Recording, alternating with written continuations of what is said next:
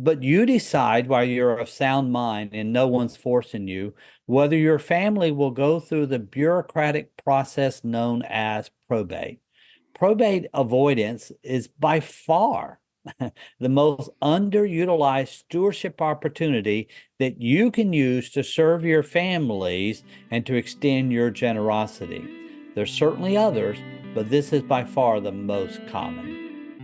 Welcome to the Unconventional Ministry Podcast. I'm Dennis Weens, your host, the Senior Impact Catalyst at Sat7 USA. If you're new to the podcast, Sat7 is a Middle East broadcast media ministry, 4 satellite TV channels, 5 studios, digital media. We have an app that gives us global distribution. We're heavily invested in social media and digital. So I invite you to check out SAT7USA.org. And they're the sponsor of the Unconventional Ministry Podcast. Our podcast today is focused on learning more about estate planning, something very important, something everybody should do, and unfortunately something most people neglect, even in the church. Estate planning is not just about paperwork, it's a powerful act of love, faith, and stewardship. My guest today is Dr. Clay Perkins, the Executive Vice President at Financial Planning Ministry. And Financial Planning Ministry, Sat7 is a partner with them, a ministry that has helped 52,000 families over 40 years with making their estate plans. Dr. Clay Perkins has a doctorate in organizational leadership from Regent University. He's a former president of Mid-Atlantic Christian University in North Carolina. For the last 18 years, he's been an adjunct professor of leadership at the university, as well as executive vice president of financial planning ministry. So, Dr. Clay Perkins, welcome to the Unconventional Ministry Podcast. Well, Dennis, glad to be here, and thank you for this ministry and for what you do, serving people, reminding them of unconventional ministries. Right. So this is fitting that we talk about it. And so as we start, people, I talk about stewardship in the church and they refer back to, well, the pastor preached on tithing. So let's be clear with our podcast listeners, what is estate planning so everybody understands what we're going to be talking about? Glad to. Whether you have a little or a lot, everybody needs a plan. 1 Timothy chapter 6 reminds us that we came into this world with, nothing, and we're going to leave this world with nothing. So at its basic form, estate planning is, what are you going to do with all this stuff that God entrusted you with on an average of about 75 plus or minus years? And this really is your biggest stewardship decision that a believer will ever make. So estate planning is writing down your decision for your assets, your stuff. And your goal should be that your children will be speaking to each other 6 months or 6 years after you go home to see Jesus. We just know from research that if you do not do this, if you don't write down a plan, and most of us don't, as you've already said, Dennis, your family is often headed for conflict. And we also know that if you do write down a plan, there is often less family strife when you write down those wishes. So for me, estate planning, it's an act of love to your family, and it is an act of responsible biblical stewardship. And as I travel and speak in churches, talk to church leaders, talk to pastors, it's uncanny how many pastors haven't really thought through this. Very few churches provide resources to their churches. Why are so many Christians neglecting this? Oh, what a great question, Dennis. Thank you for throwing me that softball. And so what I did, I recently just asked our stewardship consultants, our team of over a dozen people who served over 6,400 families last year, create end-of-life documents, and said, well, why do you think people don't do this? And here's what they said. But before I share what they said, I want to let you know that in our partnership with FPM and Sat7, FPM is designed to address each and every one of these reasons why people do not do end of life documents. And the vast majority of Christians, they have no will, no trust, no power of attorney, no healthcare directives, etc. So here's the reasons why. The number one reason is procrastination. That just good old fashioned word, procrastination. We don't plan to die today. We don't plan to go see Jesus today. So we got one more day to get this done. So we put it off for a variety of reasons. I mean, we've got Bible studies to do, we've got a nursery to build, we got life that's going on, and we just don't do it. The number two reason was, well, it costs money. It's expensive. And it is. It does cost money to put your plans together. But in this partnership, we've answered that question because we provide a way for you to get your end of life documents done at no out of pocket cost. The third reason was, well, I just don't understand. Well, at PM and with SAT 7, we do this in such a way that we put this in common language. We avoid all the legalese. The fourth reason was just overwhelming. I mean, what's the difference between this springing durable or medical power of attorney? I mean, this is just so overwhelming. Who do I choose to do my children? But we just walk you through it step by step, sequentially, so we can overcome that. One of my favorite ones that I hear, or the one that I find intriguing, is, well, I just don't have enough money to have an estate plan. Well, I just kind of smile at them and go, well, my friends, whether you have a little or a lot, whether you're 5 talent or 1 talent, you're not supposed to bury it. You're supposed to use it to honor God. Some people think, well, if they do it, they're going to go see Jesus sooner. I kind of am a little confused by that one, but it's the fear of death. Or they say, oh, my children will just handle it.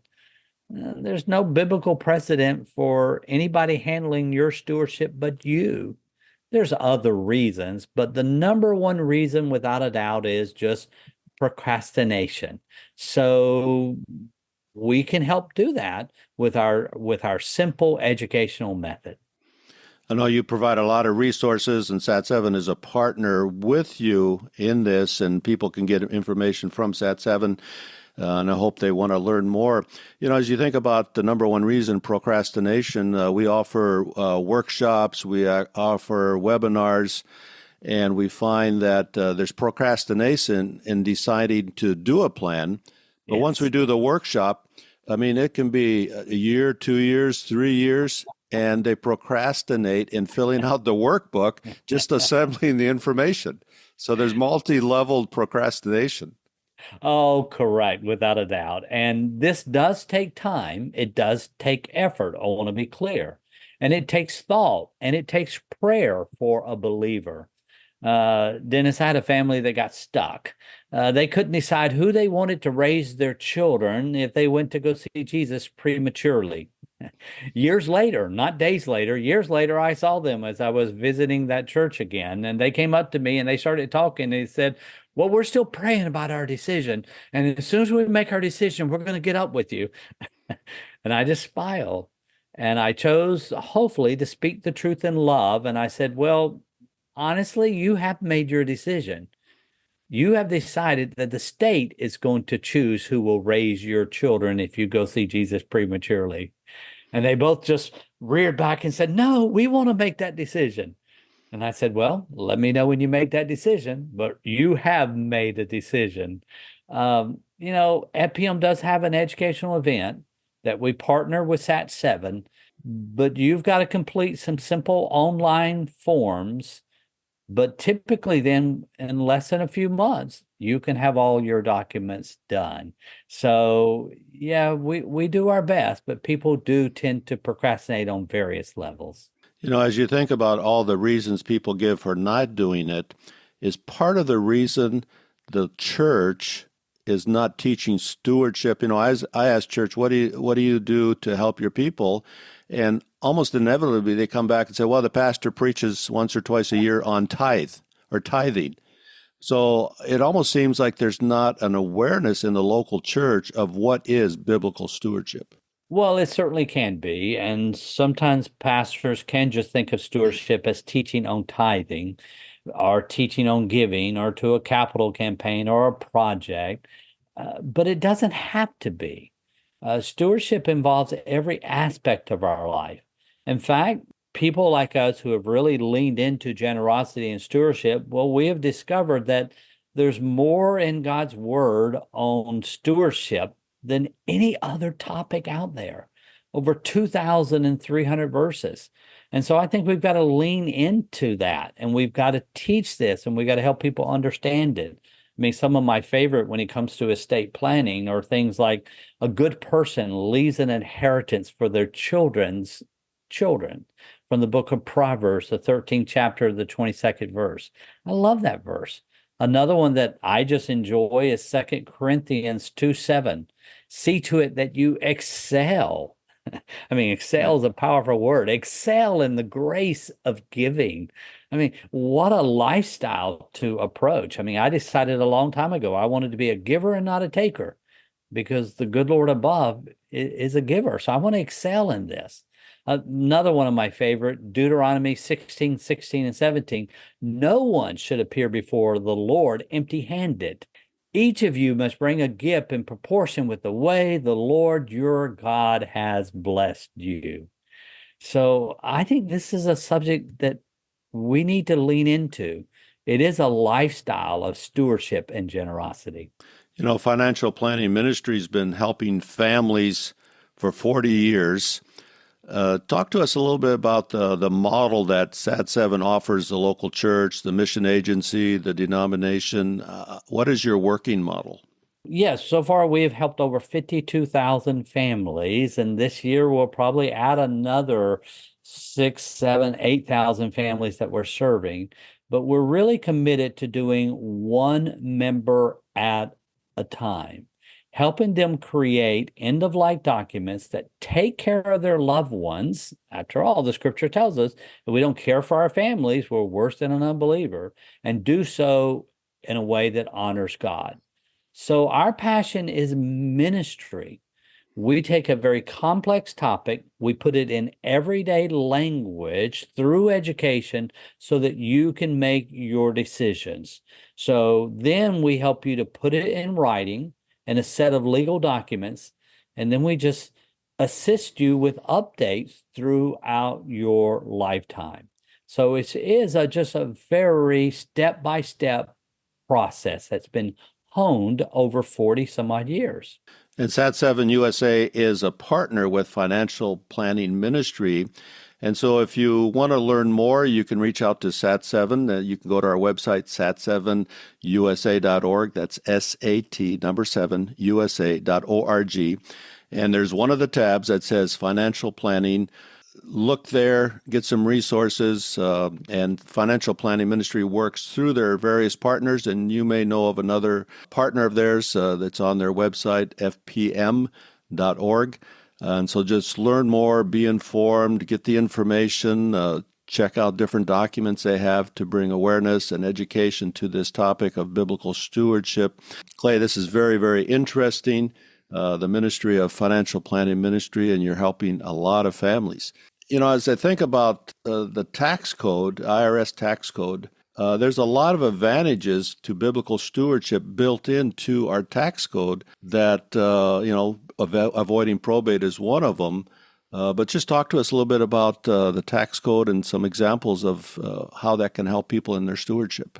If you do not have a plan, or if you choose the wrong plan for you because you never took the time to learn, yes, that can be very costly.